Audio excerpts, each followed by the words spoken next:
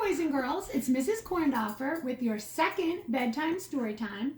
The one that you voted for and won was the Easter Ribbit. Close runner-up was the Easter Bunny was missing, but this was the one that had the most votes. So we're going to read the Easter Ribbit by Bernice Chartier, illustrated by Charles McCucci. Easter was coming. The bunnies were very busy making pretty Easter baskets, carrying jelly beans, and painting eggs. Froggy watched them from the pond. Sometimes he wished he were a rabbit. They seemed to be having so much fun. Maybe he could convince Turtle to let him paint her eggs before they hatched. Froggy quickly ran to the beach. Turtle was there, covering her eggs with sand. Ribbit, Ribbit, Froggy called to Turtle. It's almost Easter. May I paint your eggs? Keep quiet, Turtle warned. Can't you see I'm trying to hide them? If you were to paint them, every bird in the forest would see my eggs and eat them before the babies could hatch and crawl to the water.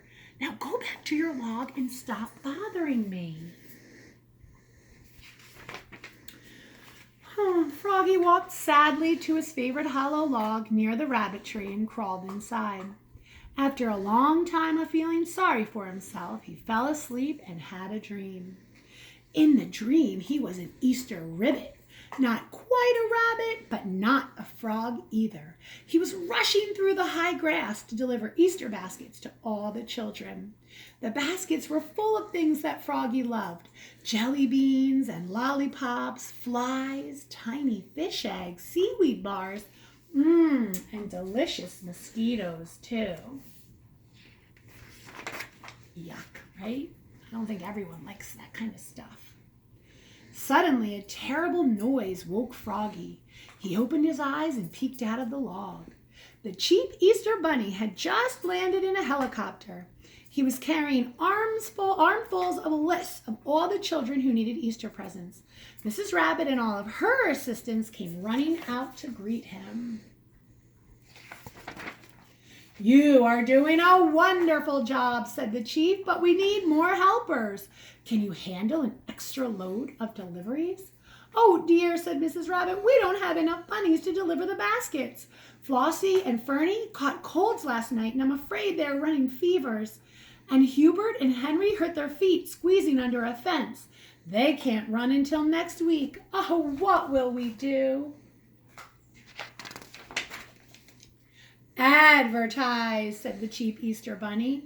Help wanted, Easter Rabbit. We have a poster, we have a flag. Oh, it's even on the computer.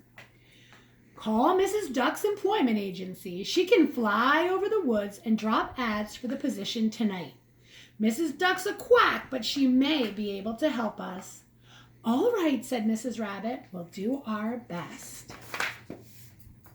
Mrs. Duck was sound asleep when Mrs. Rabbit called, but she woke up and wrote the ad anyway. Unfortunately, Mrs. Duck was very nearsighted. That means she couldn't see very well, and she didn't see her spelling mistake. Instead of writing an ad for an Easter rabbit, she had written an ad for an Easter Ribbit. R-I-B-B-I-T.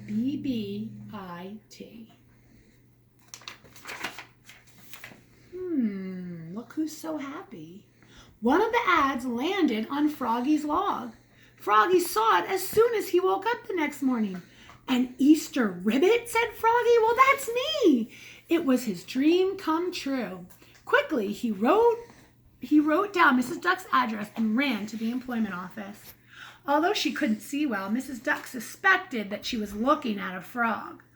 Nevertheless, Froggy was the only client who had come to her office for a very long time, and there wasn't a rabbit in sight. Mrs. Duck ran to her storage room and cut out a big pair of paper bunny ears. She tied them on Froggy's head, and then she pasted a big cotton ball on Froggy to make a rabbit's tail. Froggy was divinely happy.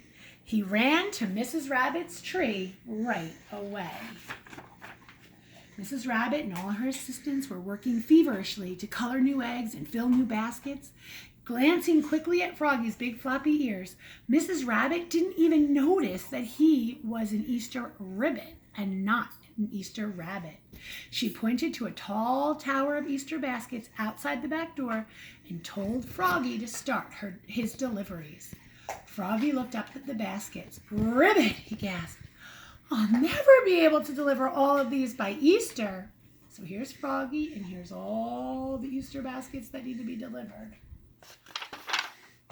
There was only one thing to do. Quickly, he hopped down to the pond, ribbiting as loudly as he could. Froggy called for all of his friends and relatives to come and help him.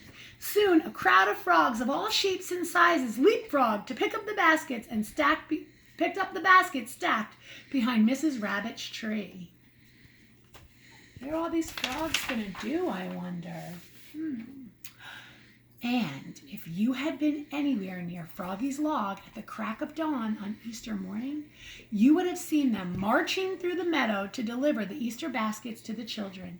And at the head of the parade was Froggy, ribbiting a happy song. Let's start. And this was his song as he delivered the Easter baskets. Froggy's song. "I'm a froggy in a hurry, and I really got to scurry. Before the sun comes up, while all the kids are sleeping, I'll be hopping, sprinting, leaping. I'm as happy as a pup. I can't be a rabbit, so I'll be an Easter ribbit. It's true I'm green, but if I'm seen, I really can ad-lib it. I'll leave some Easter baskets, and everyone will cheer. A tisket, a tasket, the ribbit has been here." The end. So, Froggy's dream came true, and he really got to be an Easter ribbit. Boys and girls, I hope that you have a wonderful spring break. Tomorrow's our last day of schoolwork before we have our break. And I miss you very much. And good night, sleep tight, and don't let the bed bugs bite. Sweet dreams.